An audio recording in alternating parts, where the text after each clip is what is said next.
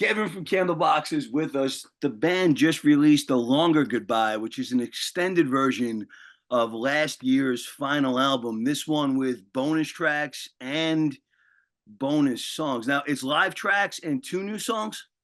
Yeah. These Yep. songs, Kevin, are they holdovers from the long goodbye, or are they new songs that you wrote on the road while touring last year? Holdovers. We did 15 songs for the long goodbye with Don. And when you do your contract with labels, a lot of times they only want to release 11 tracks. So we had four left over, two of which we just felt didn't really suit what we were doing because they were just kind of so far out there. I mean, like even more far out there than Foxy, you know. So we're like, that's probably not going to fly. So you get washed up in and who you are. When you put out the long goodbye last year, you and I talked at the Paramount about how, this was it. Was there any apprehension about releasing the bonus tracks as to tease that there might be another album coming out and not giving fans the wrong idea? Not at all. No, we knew that the songs were going to come out eventually somehow. I mean, the song like "Washed Up" is just such a great song, but the problem was is with putting it on the album, it was so similar to uh, what's the last song on the record? I'm totally spacing. Um, Last song, well, Riptide's early. What's the last song on the record? it's a thing. Whatever. Um, it was too similar to that song. I can't believe I can't think of the name of it right now. So we figured, Welcome it'll to be my about world where everything's live and you blank. exactly, yeah. So we just figured it would be a nice way for us to, kind of give them a little bit more. We thought we were just going to release it like as a Christmas thing, that this tour was an option for us, and it was the label basically pushed and said, we know about this tour. We've had some great traction with the record. We don't want to put it away just yet. Maybe we should have listened to you and put, all 14 songs on the album. Um, would you mind us releasing it as like an extended bonus version? I said, yeah, but it needs to be called something else. And that's where, a little longer goodbye came from, is because, sometimes when you say goodbye to your friends, you still stand there and talk, and it can turn into another 30-minute, 40-minute conversation. Then you say goodbye again, so it happens where, I know people like, well, you said you're retiring, and I mean, yeah, that I was, but I also said in several interviews that if the record were doing well and people still wanted to see the band, that we would continue on through the year. And so we did Australia, and Australia went great. And so here we are with this tour. And I mean, for me to pass up touring with Gavin and Jerry would be the stupidest thing in the world, man. Because I love those guys. They're great friends, great dudes, and it's gonna be a great show. I mean, we got Tim Montana, I think, is opening the first 10, and then Bones UK is opening up the second 25 shows. So it's gonna be a lot of fun. It's gonna be a full day of music. I mean, I'm a little concerned about going on stage at 5:45 every night in the summer. I'm gonna have to be wearing 5,000 SPF, being that I'm Irish, but it's gonna be great, and that's why we're doing it. It's just when people want to hear the music, and I mean, I've said it though, that this will be my last tour this year. I won't do it again. If I ever do anything again, it would be with the original band. It will be with Barty, Scott, and Pete. You did say that. I remember you saying last year there was more in the tank. And I remember the fans chanting at the Paramount, please don't go, please don't go. When you announced this tour, you, Bush, Jerry Cantrell of Alice in Chains, it sounded like Rob and I's CD collection from the 90s. It's going to be nothing but memories, but for us, we stand there, we listen to all these songs, we're brought back. For somebody that was involved in the scene during that time, how does it feel for you standing on the side of the stage, hearing all these songs that you basically came into the business with? It's a thrill, man. I mean, when Gavin first came through Seattle with Bush in '94, I went to the show at Moe's, and we got to meet and hang out and became acquaintances. And then over the years, we played many, many shows. And of course, Jerry, Alice in Chains just rehearsed next to me. I was in a pop punk band Um, it was very similar to like Roxy Music, and I was playing drums in that. And Sean used to come over and say, "Hey, you got any drumsticks? I don't have any drumsticks." So he borrowed drumsticks from me. I don't think he ever gave me any back, but sitting in the room next to him, listening to them work on, Man in the Box and, and all that stuff, it's pretty special, and I think for an artist of any caliber, of any generation, to sit on the side of the stage and watch somebody like Gavin do their job and Jerry do their job, is, it's mind blowing. And at the same time, it's an incredible thrill and an incredible honor. So I jumped in on the conversation. I thought you guys were What's up, retiring. pimp? I thought you guys were retiring. What's going on, huh? Me and Orlando are retiring. Is that what it is? I'm glad Yeah. that we're glad that you're back. And so what are you planning on doing when you're done with the tour? Is there going to be any Kevin Martin solo stuff, or are you going to do Candlebox stuff? Are you going to go back to the Gracious Few? What are we doing over here? Lay No, it I'm on. done with music. I'm done with music as well, Rob. I think that the well is completely dry for me emotionally. I think I put everything that I had into this last record, about my life and the way I've lived it and the experiences I've had over 30 plus years. Um, I've got a bourbon that's coming out called Lost Marbles, which is going to take up an enormous amount of my time. I will still continue to do the Riptide Society, my charity for at-risk youth and young adults in the foster care system. And if anybody else ever asks me to do a charity event, I will do it. But I will not be making music anymore, and I won't be blowing my money on a recording studio to make records that nobody listens to. Well, You I mean, know, the bourbon, you can come over here because we do have a store right downstairs, Stu Leonard's, one of the biggest stores, liquor stores on the East Coast. So when you're ready, you can come. Maybe we'll get you to do a signing at least. Well, that's exactly what we'll be doing because it's I'll bring my guitar with me. It's like what Jesse and Walter, I always forget their names from Breaking Bad, are doing with Dos Hombres. You really it's a special thing to meet that distiller, to meet that producer of that liquor of yours, whatever it is that your choice is. It's something that's really cool for the fans, but it's great for the producer as well. I know Nick and I, my business partner in this, Nick Brown from the band Mona, who was instrumental in helping me write the last record. Um, we just sat one night when we were finishing the album. We were sitting outside of the cigar, and we each had a glass of bourbon in our hands. It was like, we need to do something besides music. And I said, why don't we get into the spirits world? And he's like, well, I was thinking tequila. And I'm like, we're drinking bourbon, like that's what we drink.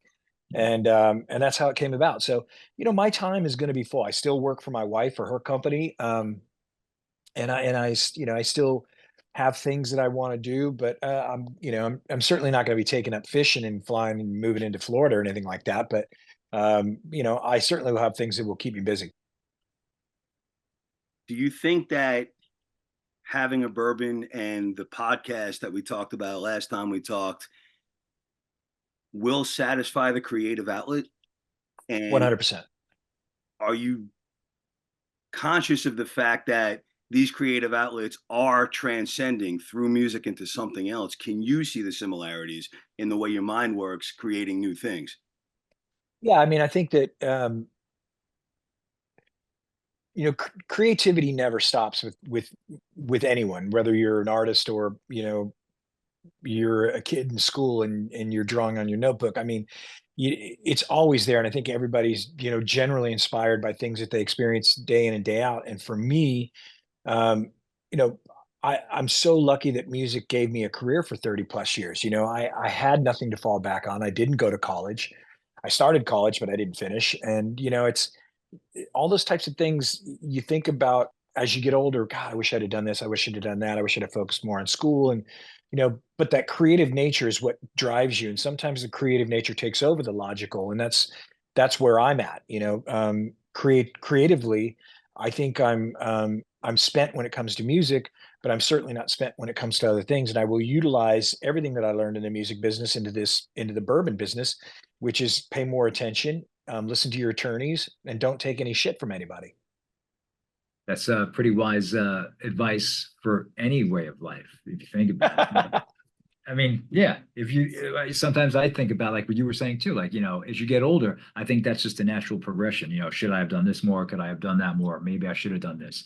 So that would basically for somebody like Orlando and I, you know, how many times, or should I say, are you going to miss, not that people can't get in touch with you on social media, but in the face-to-face contact, like if you meet people when you come to our area at the PNC Bank Arts Center, somebody saying, you know, you or Far Behind changed my life, or you know, Cover Me did something for me, you know, Best Friend meant something to me and my best friend. Are you going to miss that personal interaction from music?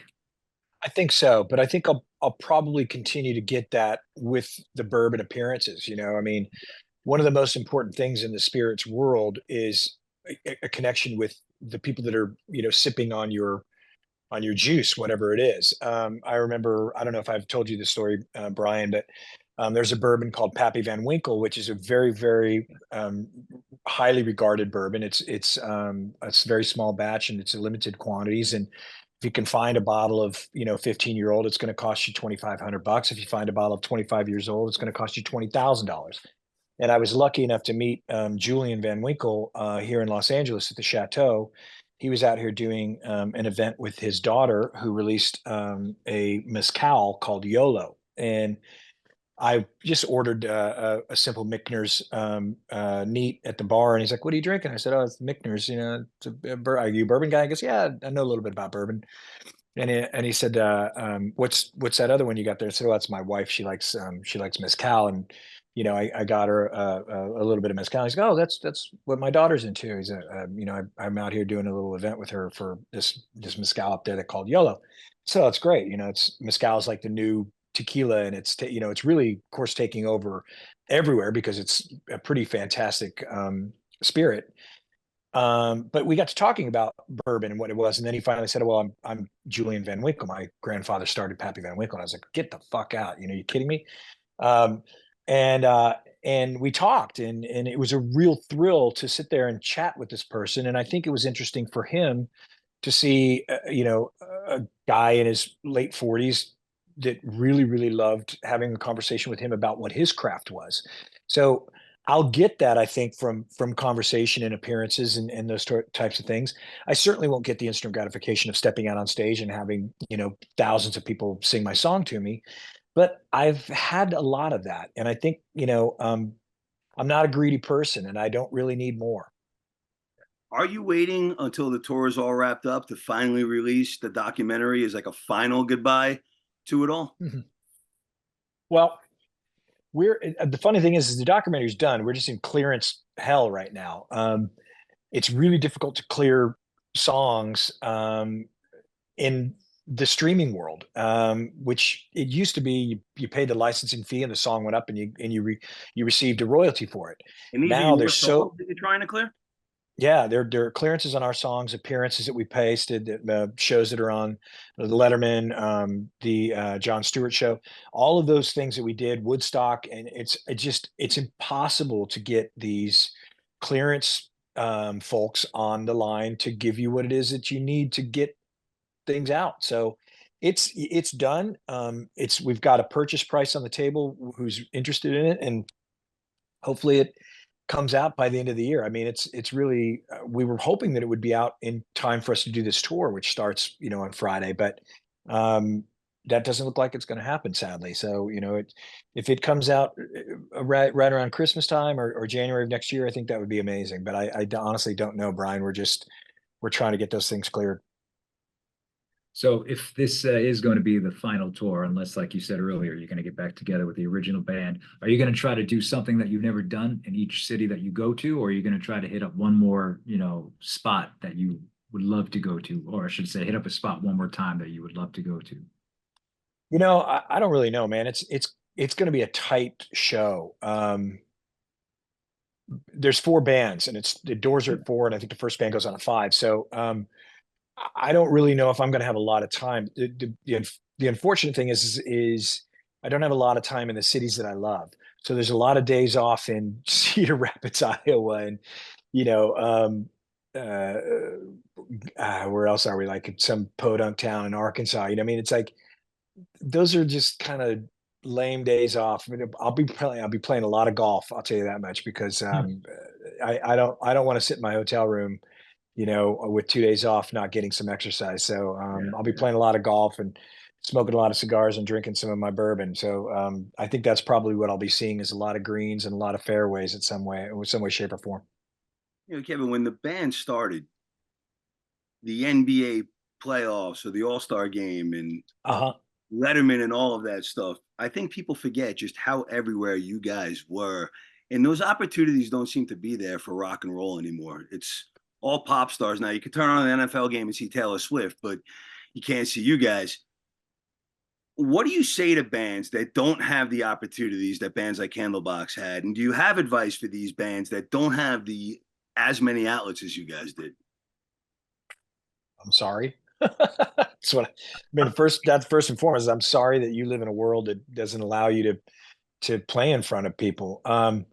It's just since the invention of the cell phone, everyone's changed. I mean, our attention to detail as a species is slowly dying because we don't take time to read, we don't take time to learn, and um, so I think that the one thing that I would say is get out there and play as often as you can. If you have to book your own tours and call the venues yourself, because that's what's happened now is any band that's trying to get a record deal, they have to have a minimum of 50,000 followers on Instagram. They have to have 1 million streams or some crap like that. I'm really, really lucky, man. I lived in an era where you had an A&R guy that went to the marketing team, and the marketing team went to the label president, and then they gave you the money, and you spent it, and hopefully people paid attention. If you don't have that right now, it's entirely on you, and that's a terrible, terrible amount of stress and pressure for a young band. Not to mention getting out there and playing shows for $100 and 4 or 5 drink tickets and hoping that someone in the audience remembers you the next time you come through. That's just hardcore. And so I guess if the any advice I have is play as often as you can. Make sure that you believe in every ounce of what it is that you are creating musically, because it will pay off. Your audience will see it, they will learn it, they will love it. But they can read BS a mile away, and if it's not sincere and it's not honest, it's not going to work. And you have to answer those questions to yourself as well. Am I doing what is mine? Am I doing what I firmly believe in? Or am I trying to create something that sounds a little bit like somebody else in the hopes that somebody will pay attention? It's a tough place to be. I just watched the Nickelback documentary, and I had a couple chuckles about it because I had no idea that band started out the way they did in Canada, and that they got in a van and traveled and all across Canada and did things themselves. And then toward at the end of the documentary, they go back to that little bar in that town in Canada that from in Alberta, and they play a show with their old singer. I mean, that's a really cool thing, that band was able to accomplish. But what they don't address in it is, love to hate or whatever it's called. I was disappointed that they didn't, the real hate that I think should have been addressed was that show in Portugal, where people were throwing rocks at them, and mud and dirt and booing them. And if you really want to show how vulnerable you are as a band, show that side of yourselves, and that's what I mean by get out there and play. And if people hate you, they're going to remember you. If people love you, they're going to remember you. And it's your job to get out there and put the work in, put the effort in, and it will pay off. It's not going to pay off in 6 months, but it's very well likely that it could pay off in a year, as long as the word of mouth gets around. And you got to ask your fans to tweet about you, to X about you, whatever fucking it's called. Sorry, pardon my French. They got to get on the socials. You got to ask your fans to get on the socials, get QR codes, put them on your stage, put them on your drum set so people can read the QR code in your drum set. It takes you right to your link tree. All those types of things that you can do that we didn't have, where you can actually reach a larger audience. I mean, if you think about that, if Candlebox had an opportunity back in the 90s like we have now with social media, we probably would have sold 10, 20 million records. Well, just to dispel some of the crap about you that you weren't from Seattle and all that other stuff. Yeah. I think it sounds like, that's what you should do. Bourbon, cigars, and maybe go into management. Sounds like you know what you're doing. Well, no way. No management for me. I mean, that's good. You know the business well. Just my fear is Yeah. you get into a political rant, but we won't go there. Hourglass is the last song on the album, by the way. That's what, yeah, Hourglass. Yeah. So Washed Up is very similar to Hourglass. That's I'm pretty much good, man. I think I came in here, I heard everything that I think I needed to hear. I just can't wait for you to come over here so we can hang out and have some cigars and bourbon because those are my two things. Yeah, I'll have them with me. We'll be sipping. And then trying to get you over here for we'll talk about that later, but try to get you to do some of those bourbon and acoustic stuff. Yeah. I'm gonna say goodbye here. Rob, hang on with me. I'm actually gonna call you. Okay. Let me set up. But I'm gonna have Kevin do a couple of IDs for us. We'll say goodbye here. Kev, thank you so much. See you, Rob. I'll see you in a little bit, brother. All right, bud.